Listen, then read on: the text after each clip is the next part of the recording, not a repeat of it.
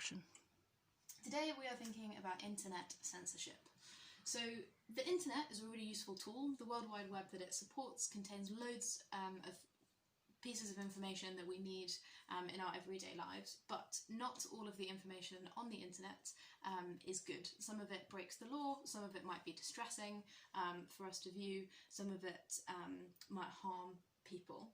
And so regulating the internet is one of the responsibilities of governments, to make sure that citizens are protected from the kind of information that might hurt them.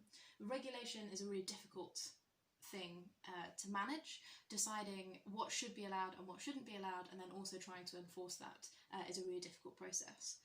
If you were to write down a list of all the different types of information that should not be allowed on the internet, do you think that your list would look exactly the same as my list? Probably not, because what individuals think should be allowed and what shouldn't be allowed is quite subjective, and it can be different from person to person. So what we're going to do today is look at different types of internet regulation across the world, and we're going to discuss when sometimes that regulation can actually turn into censorship. So first of all, let's look at the UK.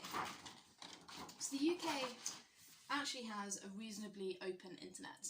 In the UK, some content is illegal, and that content is considered to be illegal essentially if it breaks the law.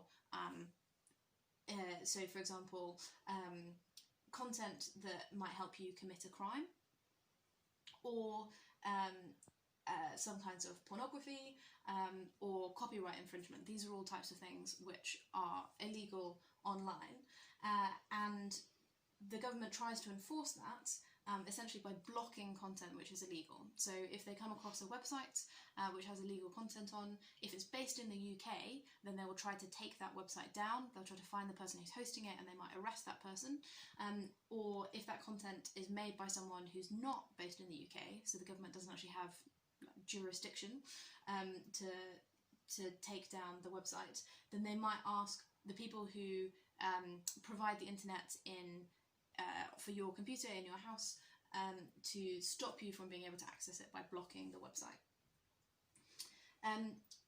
The way that the internet in the UK is regulated is not perfect, so there are some problems, and one of those problems is the fact that our internet is actually not directly regulated by the government, but it's the responsibility of lots of different organisations who are all responsible for specific kinds of content or specific areas on the internet, and not all of those organisations are accountable. So for example, social media websites have responsibility to make sure that illegal content is not being shared on their sites, and they also have the ability to take down content that is not breaking the law because they don't agree with that content.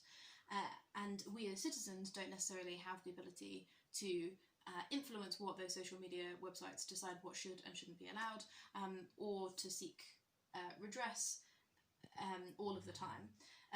It can also be difficult for governments to enforce what social media websites are showing, because the mechanisms that they have for doing that are, for example, fining companies, which don't always come to fruition. There is evidence in the UK that copyright infringement is overzealously enforced. So content can be taken down even though it's not infringing on copyright, because it has been accused of doing that, and people are more likely to err on the side of taking it down than not taking it down.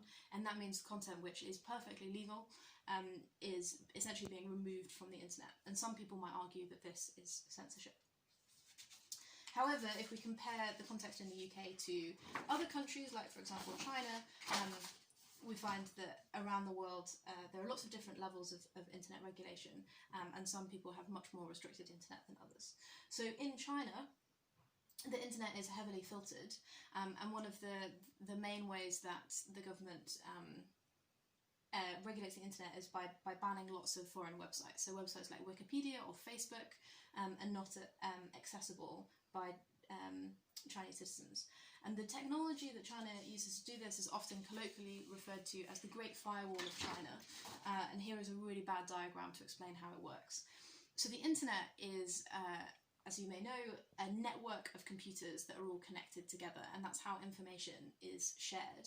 And individual countries will have networks within the countries, and then they'll be connected to networks outside of their country by computers.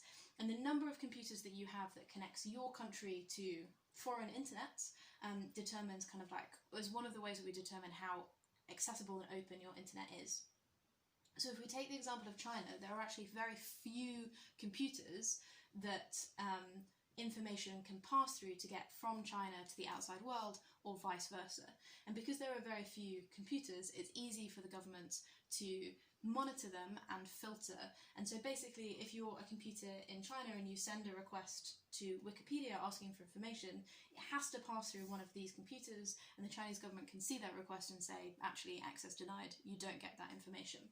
The more computers that you have, the harder it is for the government to filter and for the government to monitor. And we know that in China, the number is very limited. Instead of being able to access these foreign websites, there are lots of Chinese equivalents. So there are Chinese created social media sites, and often these are heavily monitored by the government. And not only are they monitored, but the information that is accessible is changed by the government to try and remove content that might reflect badly. So the Chinese government, for example, has been accused of removing information about human rights abuses, about criticisms against the government policies and things like that. And that means that if you're a citizen in China and you're looking at and you're trying to access the internet, then what you're seeing is not necessarily always the truth. It's quite heavily regulated, and lots of information has been censored. Another example of a heavily regulated internet is that of Russia. So Russia actually has a different approach to China. They have lots of paths from the internet in Russia to internet in the outside world. However, they use an approach called blacklisting to try and restrict content that people based in Russia can access. And this basically means that if the government doesn't like the content of a website, then they will ask internet providers in Russia, in a very similar way to the UK, to not show that content to citizens. Content in Russian Russian parts of the web is quite heavily monitored. And this is to remove content which is illegal in Russia, just the same as we do in the UK, but also to remove anti-government things. And also a good example in Russia is a lot of pro-LGBT content is monitored and removed. And often content is deleted, but also it can be manipulated. So the Russian government has been accused of using fake accounts on social media websites to manipulate algorithms to try and push pro-government kind of opinions and stances to the forefront. So that's the first thing that people will see, and try and suppress information that criticises the government. So those are three different ways that the internet is regulated and or censored in the UK, China and Russia.